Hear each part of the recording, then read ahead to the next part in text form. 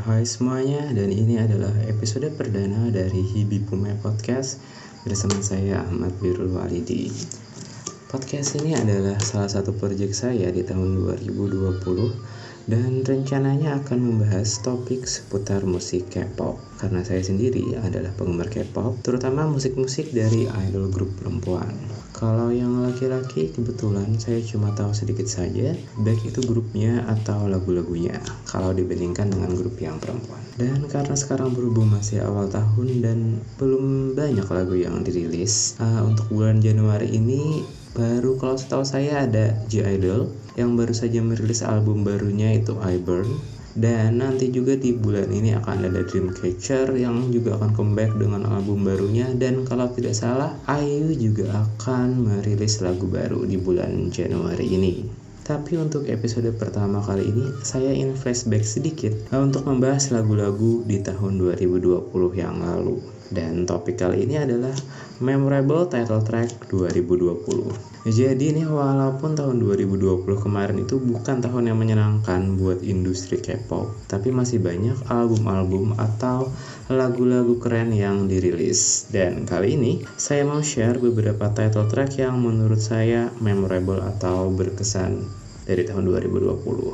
Tapi sebelumnya saya mau ngasih sedikit info nih bahwa saya sendiri itu bukan musisi, juga tidak pernah belajar teori musik, jadi jangan terlalu berekspektasi bakal ada teori-teori musik yang teknis sekali akan ada di podcast ini.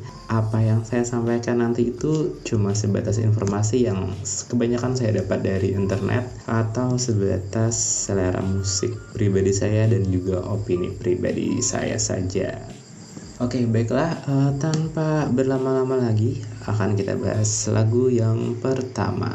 Lagu pertama yang ingin saya bahas adalah Damdaram darinya Epping. Oke, Damdaram adalah title track dari mini album Look yang dirilis pada pertengahan April tahun 2020. Dan kenapa nih lagu ini menurut saya cukup memorable dan berkesan dan juga enak tentunya. Karena menurut saya sendiri, menurut saya pribadi, lagu ini lebih bagus daripada rilisan Epping sebelumnya yaitu Ong Ong. Jadi sejak Epping bertransformasi secara konsep dan juga musik, mereka merilis I'm So Sick dan saya suka lagu itu. Kemudian mereka merilis Ong Ong yang menurut saya pribadi kurang kena nih di kuping saya. Kemudian setelah lebih dari 1 tahun, Epping merilis album Look dengan dipilihnya Damdaram sebagai title tracknya, dan saya pribadi suka lagu ini. Lagu ini sendiri masih bisa dibilang upbeat dan ada nuansa retronya di lagu ini. Dan untuk lagu ini sendiri juga Ong Ong dan I'm So Sick melibatkan musisi yang sama untuk proses pembuatannya, yaitu Jungkook dan Black Eyed Pilseung. Dan sedikit info tentang Black Eyed Pilseung, jadi dia ini juga mendirikan agensi dan mendebutkan satu grup baru pada tahun 2020 yang lalu, yaitu Stacy, yang mungkin akan kita bahas nih kalau nanti topiknya adalah grup-grup rookie dari tahun 2020. Tapi balik lagi untuk lagu Damdaram, seperti saya bilang tadi, saya suka nuansa retro yang ada di lagu ini. Dan sepertinya memang konsep retro itu cukup populer pada tahun 2020. Banyak grup atau lagu yang menggunakan konsep ini untuk comeback mereka. Dan untuk lagu ini cukup terasa, apalagi menurut saya di bagian break harusnya corong dan di bagian chorusnya itu sendiri ada nuansa-nuansa tahun berapa ya, 80-an, 90-an menurut saya sendiri.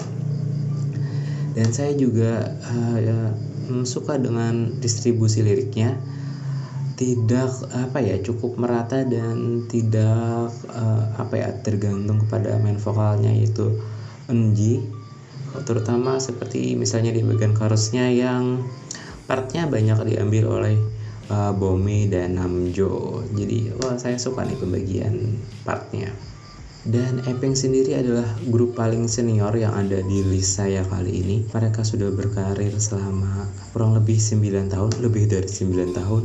Dan menurut saya mereka sangat patut diapresiasi karena mereka masih solid dan tetap produktif membuat lagu. Dan lagunya menurut saya keren-keren. Apalagi untuk tahun 2020 ini ada beberapa kabar yang kurang mengenakan dari grup-grup K-pop yang memilih untuk bubar atau diputuskan untuk bubar atau tidak diperpanjang lagi kontraknya, atau ada juga yang bermasalah dengan kontraknya. Ada di akhir tahun Gugudan yang akhirnya diputuskan untuk bubar, dan yang baru saja juga ada GOT7 dari JYP yang dikabarkan tidak lagi melanjutkan kontraknya. Jadi bisa dibilang Eping ini patut diapresiasi dan patut dijadikan contoh bagaimana grup bisa solid untuk bertahan hampir 10 tahun. Grup selanjutnya dan satu-satunya grup yang lagunya ada 2 di list ini. Grup yang dikenal dengan koreografinya yang powerful dan lagunya yang sering dibilang cocok sebagai original soundtrack untuk anime. Tidak lain tidak bukan, grup ini adalah GFriend atau saya lebih suka nyebutnya Yoja Chingu. Dan lagu pertama yang ada di list ini adalah Crossroad. Jadi Crossroad adalah title track dari mini album Labyrinth yang rilis pada bulan Februari 2020. Dan kenapa nih lagu ini telah menjadi favorit saya dan meninggalkan kesan yang cukup memorable? Title track dari album ini adalah title track dari album pertama mereka sejak mereka diakuisisi oleh Big Hit Labels. Dan saya sendiri seperti juga para buddy-buddy lainnya tentu saja penasaran akan seperti apa konsep atau musik dari GFriend setelah mereka menjadi bagian dari Big Hit Entertainment. Dan ternyata ketika album ini keluar dan dirilisnya Crossroads sebagai title tracknya, saya sendiri sangat puas dengan lagu ini, suka dengan lagu ini karena menurut saya lagu ini masih menunjukkan karakter atau ciri khas dari GFriend itu sendiri. Terutama masih ada unsur orkestranya di lagu ini. Unsur yang paling saya suka di lagu GFriend itu adalah orkestranya, dan saya senang sekali masih bisa terdengar di lagu ini. Pun menurut saya secara konsep dan isi dari lagunya sendiri terasa lebih dewasa. Bisa dilihat dari MV-nya dan juga vibe yang terasa di lagu ini. Dan itu sepertinya memang tujuan dari GFriend sendiri untuk menunjukkan perkembangan mereka menjadi grup yang lebih dewasa secara lagu dan juga konsep secara grup itu sendiri. Dan lagu ini sendiri masih men-trigger saya untuk berkomen bahwa lagu ini cocok nih jadi original soundtrack untuk anime. Dan lagu kedua dari GFriend yang ada di list ini adalah Mago. Dan lagu Mago ini adalah title track dari album Walpurgis Night yang merupakan penutup dari trilogi album yang dirilis GFriend pada tahun 2020. Nah, kalau untuk lagu Crossroad itu nuansanya GFriend banget. Nah, untuk lagu Mago ini warna musiknya ataupun konsep dari MV-nya itu berbeda dari musik GFriend atau Yoja Chingu yang biasanya. Dan konsep lagu ini sendiri adalah retro. Dan kalau biasanya lagu GFriend itu vibe-nya, nuansanya itu agak sentimental, dan kalaupun ada yang lagu cerianya itu biasanya lagu untuk summer mereka seperti Weaver atau Sunny Summer. Tapi nuansa lagu ini ceria, tapi feel-nya itu beda dengan Weaver atau Sunny Summer. Kalau dua lagu tadi vibe-nya cocok untuk liburan, tapi lagu Mago ini seperti konsep dari MV-nya cocok untuk dipakai untuk pesta atau party. Karena kan tema MV-nya sendiri itu ada disco-disconya. Dan kenapa lagu ini berkesan juga, karena sejujurnya bagi saya konsep lagu ini cukup unpredictable atau tidak diduga. Karena kalau dilihat dari judul lagunya ini adalah Mago, yang artinya kalau tidak salah adalah penyihir. Dan albumnya itu judulnya adalah Walpurgis Night, yang artinya sendiri adalah malam ketika para penyihir berkumpul dan berpesta. Dan apalagi kalau dilihat dari konsep album mereka sebelumnya itu, yang Sound of Siren itu cukup lekat dengan nuansa penyihir atau ya, tapi ternyata ketika teaser untuk Walpurgis Night ini keluar, konsepnya itu tidak ada nuansa-nuansa penyihirnya bagi saya. Kalau dilihat dari foto teasernya itu konsepnya ada pegawai kantoran, dan kemudian ketika lagunya dirilis ternyata konsepnya retro. Tapi itulah kenapa bagi saya lagu ini cukup unpredictable in a good way tentu saja. Oke, itu tadi lagu dari Jufren, ada Mago dan Crossroad, dan sekarang kita lanjut ke grup selanjutnya. Grup selanjutnya yang ingin saya bahas adalah CLC dengan lagunya Helicopter. Helicopter adalah title track dari single album dari CLC yang rilis pada September 2020. Kalau ngomongin seputar CLC, tahun 2020 itu sebenarnya adalah tahun dimana saya mulai ngikutin CLC itu secara lebih intens. Karena sebelumnya bagi saya sendiri itu lagu CLC itu kurang masuk nih untuk selera musik saya. Kalau dulu lagu favorit CLC itu bagi saya itu adalah Me. Jadi saya tuh belum begitu tertarik nih untuk ngikutin grup ini lebih jauh. Saya baru mulai tertarik ketika saya nonton ada acara TV itu judulnya Good Girls, dan salah satu pesertanya itu ada Yeon. Jadi Good Girls itu semacam variety show yang temanya adalah musik hip hop, dan Yeon menjadi peserta karena dia adalah rapper dari CLC.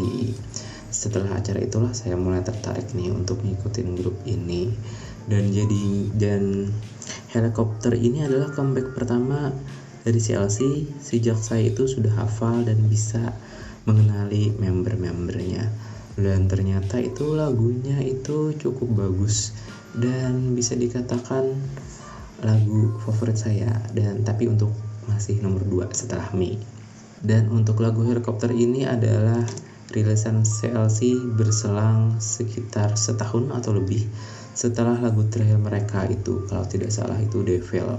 Dan sebenarnya penggemar dan para pendengar CLC ini sangat menantikan comeback mereka di tahun 2020, dan sebenarnya seperti saya juga berharap lebih dari sekedar single, apalagi setelah exposure yang Yeon dapat dari Good Girls. Dan saya sendiri sebenarnya berekspektasi Cube akan memanfaatkan exposure-nya Yeon ini untuk setidaknya merilis mini album. Walaupun menurut saya jarak dari rilisnya lagu ini dan penampilan Yeon di Good Girls itu lumayan jauh sih, jadi bisa dibilang exposure-nya itu sudah lumayan hilang. Dan tapi ternyata ketika diumumkan comeback-nya CLC, ternyata mereka cuma merilis single saja. Awalnya juga saya mengira ini cuma sekedar cek ombak dulu nih sebelum mereka akhirnya merilis mini album atau malah full album. Tapi ternyata sampai akhir tahun tidak ada lagi rilisan dari CLC. Tapi kalau ngomongin lagunya itu Helicopter, lagunya itu bagus, soundnya enak, dan saya suka sekali partnya dari Yeon, dan saya juga suka vokalnya Sorn di lagu ini. Lagunya itu sendiri powerful dan bikin semangat sesuai judulnya Helicopter. Mereka mengibaratkan mereka harus positif dan tetap tetap melesat seperti helikopter. Dan sesuai dengan konsep, dan lagu ini sesuai dengan konsep CLC yang mereka itu konsepnya agak-agak girl crush kan, dan lagu ini pas sekali dengan konsep mereka. Saya juga berharap waktu itu setidaknya lagu ini bisa dapat satu win lah, satu kemenangan di acara musik, tapi ternyata mereka juga tidak dapat win di acara musik. Dan kalau ada lagu yang deserve win untuk tahun 2020, lagu ini masuk listnya sih. Dan selain itu lagu Helicopter itu ada versi bahasa Inggrisnya, dan menurut saya lagu ini adalah lagu yang versi bahasa Inggrisnya itu liriknya cukup pas ya, dan tidak terkesan dipaksakan. Mungkin karena lagu ini sendiri guide-nya itu awalnya dari bahasa Inggris, karena kalau dilihat komposernya itu ada dari musisi luar negeri. Mungkin karena itulah versi bahasa Inggrisnya itu bagus dan terkesan natural. Dan kemudian tahun 2020 itu juga akhirnya ditutup dengan kabar yang juga kurang menyenangkan dari CLC. Ketika fans berharap 2020 ini CLC berharap CLC makin bersinar tahun 2020, mereka malah diterpa dengan kabar yang kurang menyenangkan ketika salah satu membernya, yaitu Elky, meminta pemutusan kontrak dengan Cube Entertainment. Walaupun kalau dilihat-lihat ini tindakan yang wajar kalau dilihat dari treatment yang diberikan Cube untuk CLC. Dilihat dari jarangnya mereka merilis album dan jarangnya mereka diberikan kesempatan untuk tampil di televisi. Jadi bisa dibilang ini adalah, kalau dari sisi fans ini cukup disayangkan, tapi menurut saya ini cukup masuk akal. Dan bisa dibilang cukup ironis dengan lirik atau isi dari lagu Helikopter itu sendiri, yang itu di akhir MV-nya ada quote yang mengatakan the journey never ends. Tapi sekarang malah journey mereka yang sedang dalam cobaan. Tapi kita berharap yang terbaik untuk CLC ke depannya.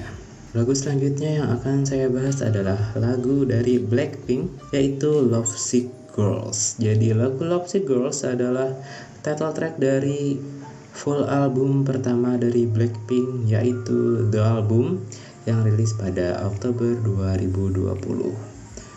Sebelum merilis Lovesick Girls, Blackpink sudah merilis 2 lagu sebelumnya, yaitu How You Like That dan lagu Ice Cream, duet mereka bersama Selena Gomez.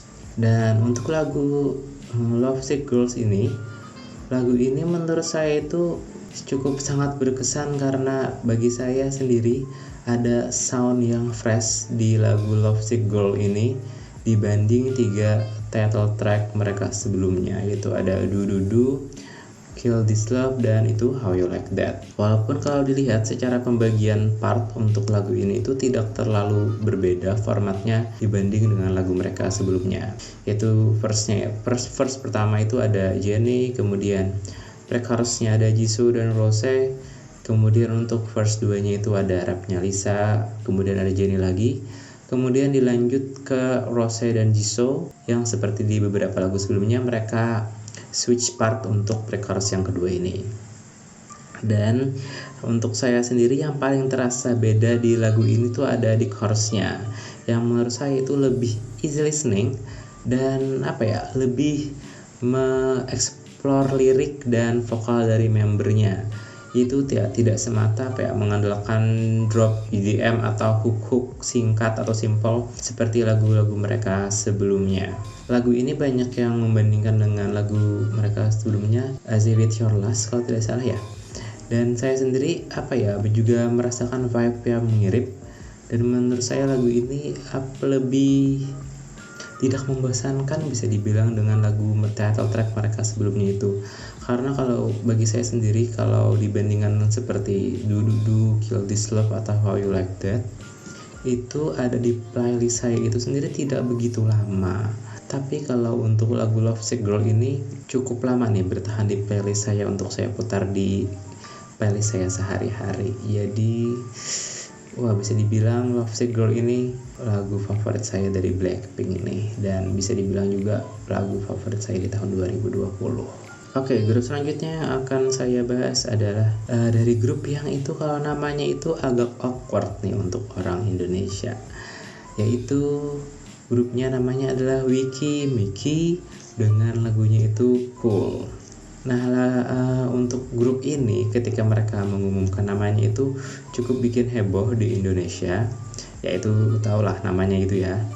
Tapi kalau saya cek arti dari Wiki Miki itu, nah kalau Wiki itu artinya 8 gadis yang memiliki karakter unik, karena memang membernya ada 8. Dan untuk Miki-nya ini yang bikin heboh di Indonesia, itu Miki merujuk pada gadis-gadis yang bertemu dan menjadi satu kelompok dan memiliki kunci untuk membuka dunia baru. Nah, itu tadi artinya yang saya dapat dari internet.